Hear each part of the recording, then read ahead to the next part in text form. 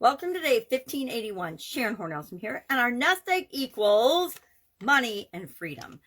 Today in Supersize Your Business, we were talking about the idiom or the expression, the financial idiom or expression, nest egg. And of course, a nest egg is often thought of and referred to, actually since back in the 17th century, our term for savings, putting money away. And it actually, and I didn't share this, I forgot to say why and where it came from. I just remembered now.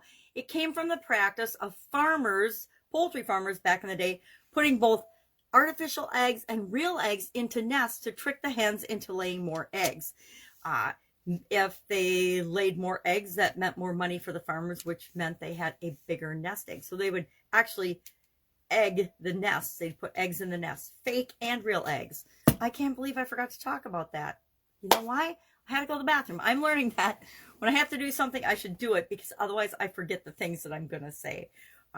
When you're visually challenged, it's a lot more challenging, literally, to create content, because, you know, unless I had a giant whiteboard in back of my screen, I wouldn't be able to read and see the things that I want to talk about. So I prepare the night before. I usually look at my notes with my magnifying glass ahead of time and then just start talking.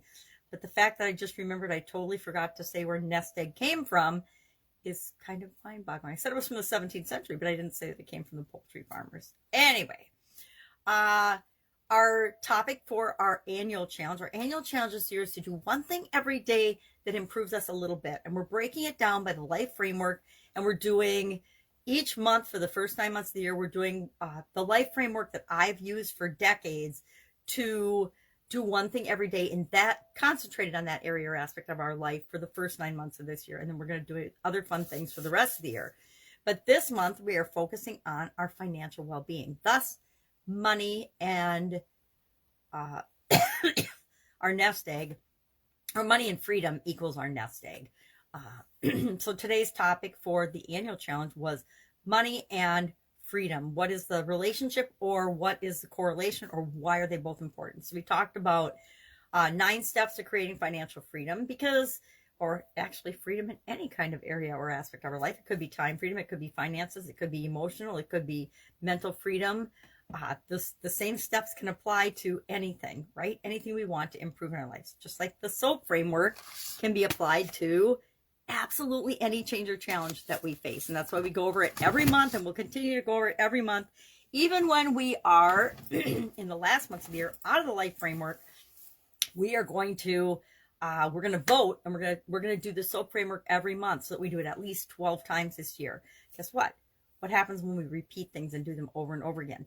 We make them our own. They become a practice, a ritual, a routine, a habit for us. And once something's a habit, it goes into our subconscious and we do it automatically. Why do we want to do certain things automatically? Because they're good for us. We want to automatically go to the bathroom when we have to go to the bathroom. We want to automatically brush our teeth a couple times a day. We want to automatically bathe and take care of ourselves and eat and do the things we need to do for our well-being, right? Not only our physical well-being, but well-being in the other areas and aspects of our life. So nest egg. So we talked about the 9 steps to that. We also talked about 8 levels of financial freedom. And this kind of tied into nest eggs because it dealt a lot with retirement. Normally we save and we invest in order to retire in our later years. I think it's kind of messed up that that's how we do it in the world, but at least in America, because heck, the older I get, the less I want to retire, and I never wanted to wait to do the things I wanted to do in my life. So I'm sure I did, and wish I would have done things when I actually do. I wish I would have done a lot of things when I was younger, because I just don't have the energy or the desire to do them as I get older. So nest egg, money and freedom. And the question for today was, on a scale of 1 to 10, how financially free do you currently feel? Now I said about a 5, right? Why? Because I've been building my nest egg for decades, yet I invested in things that were outside of my control. So for example, the stock market, the tech stock crash, my ex-husband and I lost millions of dollars in that. Then I got divorced. That took a big chunk out of my nest egg, right? So in terms of where I fall on the levels of preparation for retirement, again, I'm not really motivated to retire. So it's hard for me to say I want to build a nest egg to retire. I kind of just want to have my nest egg to leave to my kids when I expire more than having something for when I retire. Because what I do if I retire, I'd be pretty dang bored. All right. So I am working on a lot of stuff this week. We've got consultations. We've got some challenges that we're still rolling through and finishing up. But if you have any questions, if you're stuck on anything and you're like, okay, I'm not exactly sure what to do, but you've researched and you asked yourself and you've done a little homework and said, okay, I know I need to do something, but I'm not sure what it is. Please direct message me or Voxer me or ask so that you're not stuck. One of my biggest frustrations as I've grown and supersized different businesses and been in different industries is that at times I felt I didn't have anyone to ask and I didn't exactly know what to do. And so that kept me stuck and frozen longer than I ever needed to be. We never really need to be stuck. We just often feel like we're stuck.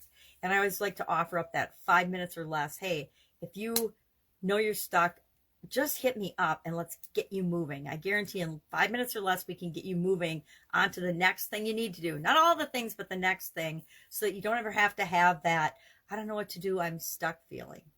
All right. Have an awesome Monday, and I will, of course, be with you tomorrow. Bye.